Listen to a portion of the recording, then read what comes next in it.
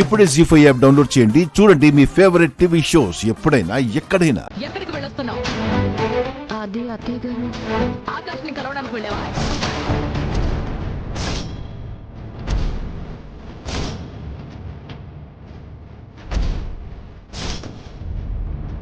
అసలు నువ్వు కొన్ని బుద్ధుండే చేస్తావో లేదా మతి చెడిపోయి చేస్తావో నాకు అర్థం కావట్లేదు.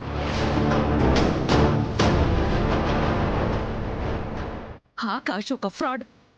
మన కుటుంబాన్ని, మన కంపెనీల్ని కూలగొట్టే ప్రయత్నం చేస్తున్నాడు.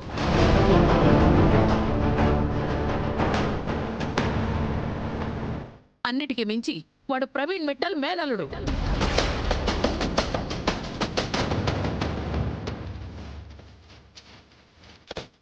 ఇవన్నీ తెలిసాక కూడా నువ్వు వాడి దగ్గరికి ఎందుకు వెళ్ళినట్టు?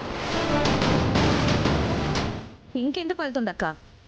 నా కూతురు జీవితం నాశనం చేయడానికి దారులు వెతుకుతూ వెళ్ళుంటుంది. అలా అంటారేంటి చిన్నత్తయ్య గారు? సంజన జీవితం నాశనం అయిపోవాలని నేనెందుకు కోరుకుంటాను? ఆల్రెడీ సగం జీవితం నాశనం చేసావు కదా తల్లి.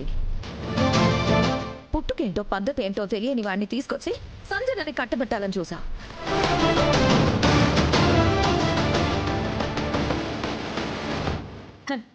అక్కడే నీ బుద్ధి బయటపడిపోయింది. ఇప్పుడేమో వాడు శత్రువని తెలిసాక కూడా మళ్ళీ వాడితో చర్చలు పెట్టడానికి వెళ్ళావు. ఇప్పుడు నేనేమనుకోవాలి?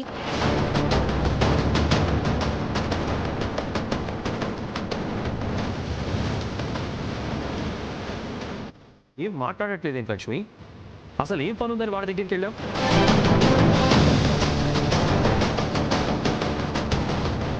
మనకి కీడు చేసే వాళ్ళ దగ్గరికి వెళ్తుందంటే మనం ఏమనుకోవాలి మిత్ర? వాళ్ళతో కలిపి కీడు తలపెడుతుందని అనుకోవాలా, లేక వాళ్ళతో చేరి మన నాశనం కోరుకుంటుందని అనుకోవాలా? ఆపు దేవయాని.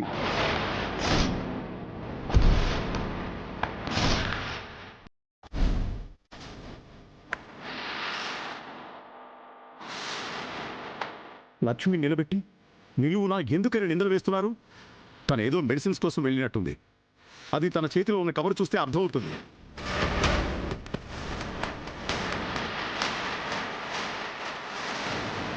అవును కదా లక్ష్మి? అది మావయ్య గారు, నేను లక్ష్మి, నువ్వు చెప్పకపోయినా నేను అర్థం చేసుకోగలను. నువ్వు మెడిసిన్స్ కోసం బయటికి వెళ్తే ఆ సమయంలో ఆకాష్ కలిసి ఉంటాడు. అతనితో అనుకోకుండా మాట్లాడుంటావు. దానికి వీళ్ళందరూ ఇంత రాద్ధాంతం చేస్తున్నారు. అనుకోకుండా మాట్లాడాల్సి వస్తే చూసి చూడనట్టు వచ్చేయాలి. అంతేకాని మళ్ళీ సంజన గురించి ఆకాష్తో ఎందుకు మాట్లాడుతోంది? మళ్ళీ కాంప్రమైజ్ చేయడానికి ఎందుకు ట్రై చేస్తోంది? అవును మనీషా, కాంప్రమైజ్ చేయడానికి ప్రయత్నించాను.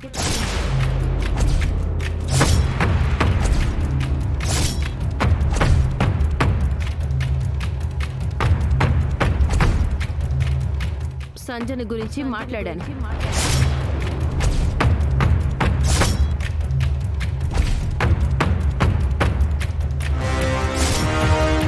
జీ5 యాప్ డౌన్లోడ్ చేసి అన్ని ఎపిసోడ్స్ పూర్తి ఉచితంగా చూడండి.